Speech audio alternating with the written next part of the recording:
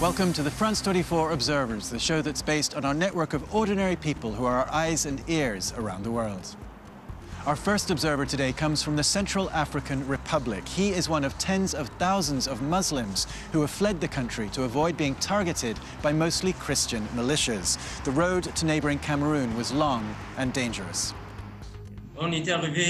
We made the trip in a convoy of 125 vehicles. It was extremely difficult. We were escorted by troops from the African peacekeeping force, MISCA. We were shot at one point. When we were coming out of the town of Yaloki, people were killed, and some babies in the vehicle I was in suffocated. When they heard the shooting, people in our vehicle panicked and tried to get away. Some of them stepped on the babies. They crushed them. We had to bury them along the way. Once we got to Cameroon, though, people welcomed us with open arms. They gave us bedding and food. We've been sleeping outdoors, even the women and children. As of now, I still don't know where my family is. I had to leave everything behind, all my documents, everything. They wrecked the room where I lived. I want to go back if things calm down, but the problem is many of the Muslims have lost so much, they've even lost their families, that many of the refugees are talking about getting vengeance. They have no hope, and some of them are talking about going back and fighting. To Egypt now, 3 years of political upheaval have taken a toll on the country's archaeological treasures. The latest incident happened just last month when a car bomb exploded outside police headquarters in Cairo. It damaged the Museum of Islamic Art, which is just across the street. Our observer has created a special team to handle just this kind of emergency. As far as I know, it's the first brigade of its kind in Africa, in the Arab world and in the Middle East. We started forming it in January, a rapid response team for threats to national treasures. Our first operation came when a car bomb damaged the Museum of Islamic Arts. We went to see how we could help.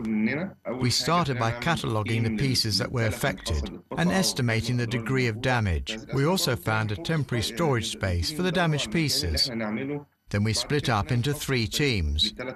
One team worked with me at the museum. A second team went to the National Library to help out there. The third team took care of buying the equipment we needed to restore the damaged artifacts.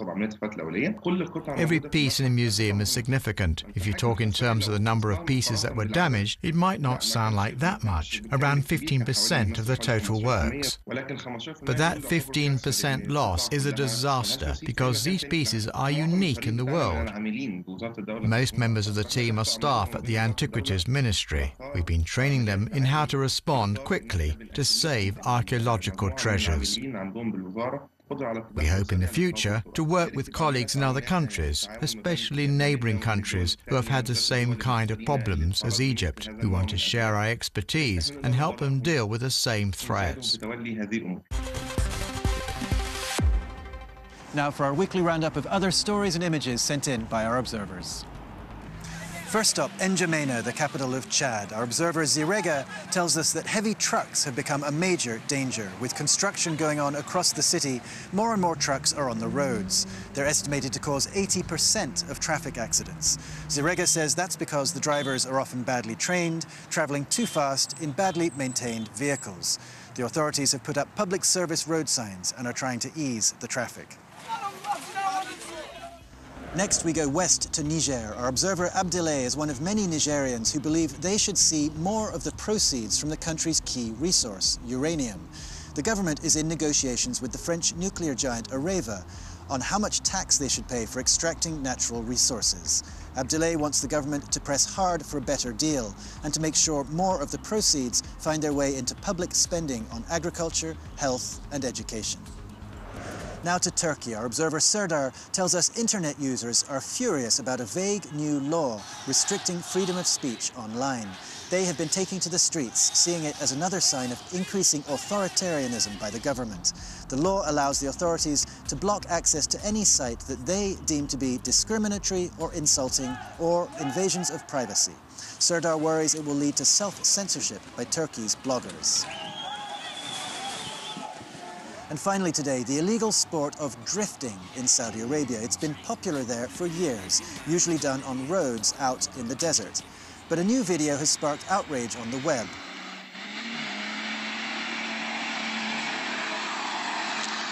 A four-wheel drive carving up a nature reserve. Conservation officials have called for the perpetrators to be arrested and punished. And that is a real possibility.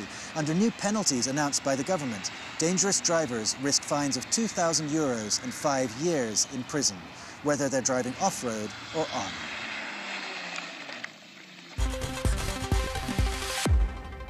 That's it for this week. As always, you can find more reports from our observers on our website, on our Facebook and Twitter pages, and on our apps for mobiles. See you next time.